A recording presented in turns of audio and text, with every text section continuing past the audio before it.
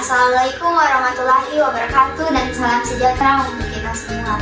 Hello everyone, my name is Aisya Putri Omeda Karangan from class 9A.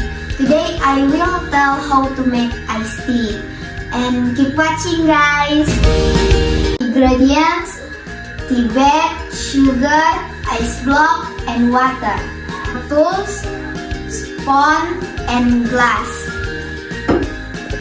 Now I'm gonna making iced tea step by step. Firstly, put some water into a glass.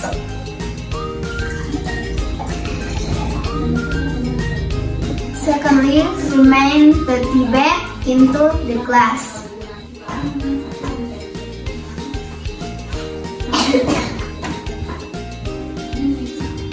And then white until the water looks brown red.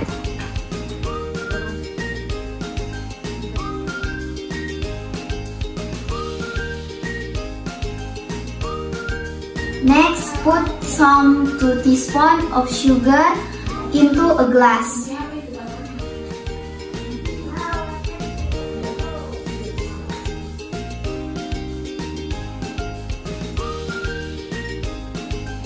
After that, mix well.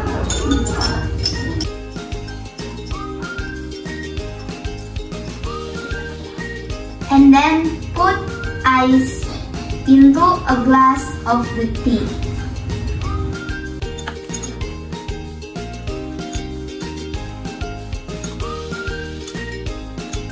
Finally, the iced tea ready to be served.